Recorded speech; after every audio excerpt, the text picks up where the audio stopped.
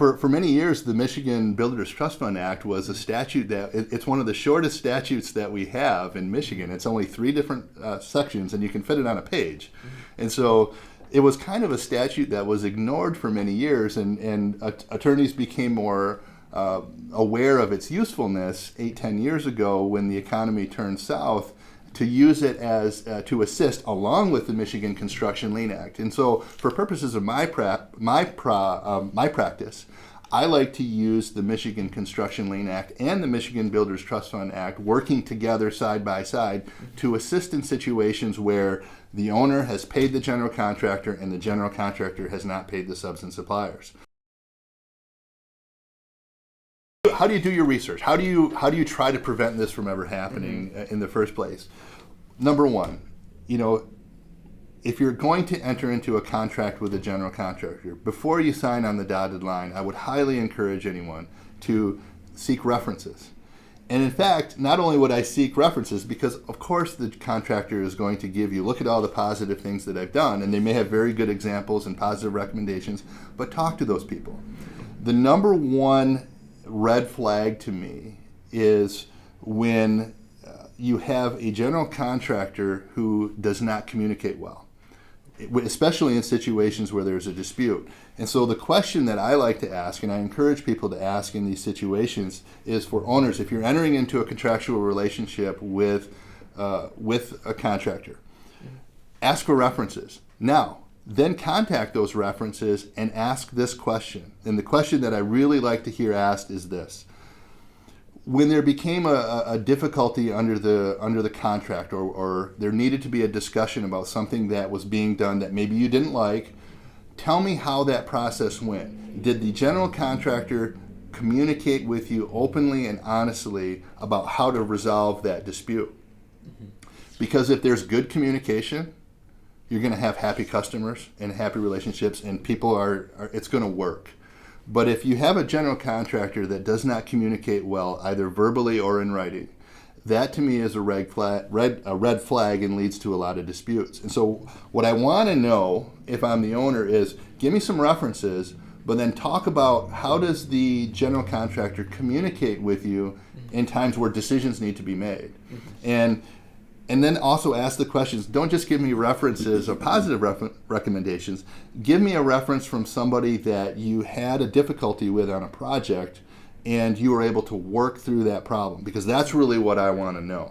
And so oftentimes you get a situation where the owner and the general contractor aren't communicating well with each other, and it leads to situations where people aren't getting paid. And oftentimes it's those subcontractors and suppliers that are hanging out in the breeze going, what about me? I didn't do anything wrong. You got the product that I was contracted to provide.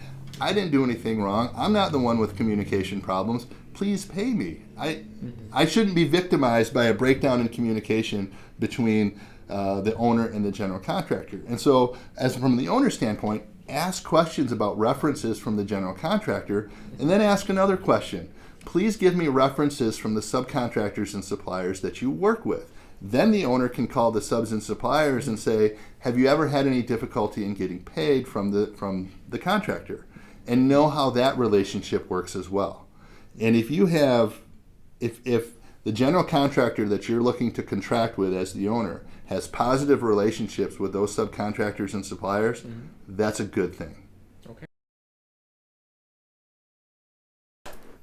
With respect to the Construction Lien Act, when a general contractor or a subcontractor or a supplier places a lien on the property, first of all, it has to be recorded with the Register of Deeds in the county where the property is located within 90 days of the last providing labor and materials.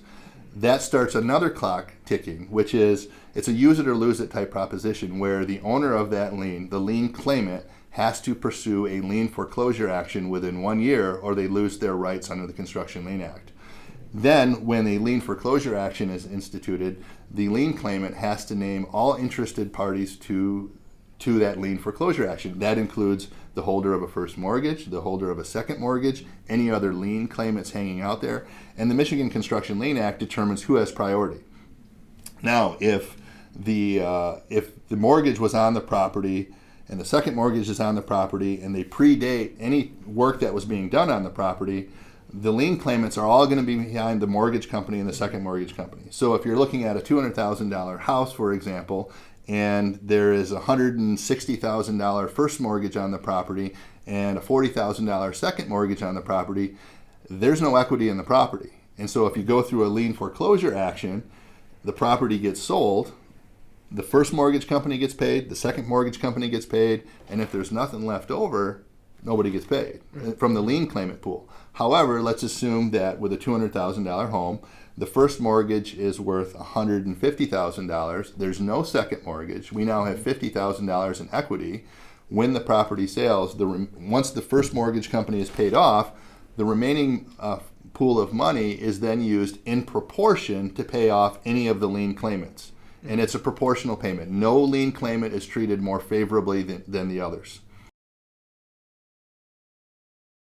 If, for example, the lien was recorded January 5 of 2016, and the homeowner went to go and sell the property today in March of 2017, that lien has expired, and the owner would then have no obligation to pay off any outstanding lien claim that's hanging on the property that's over 1 year old.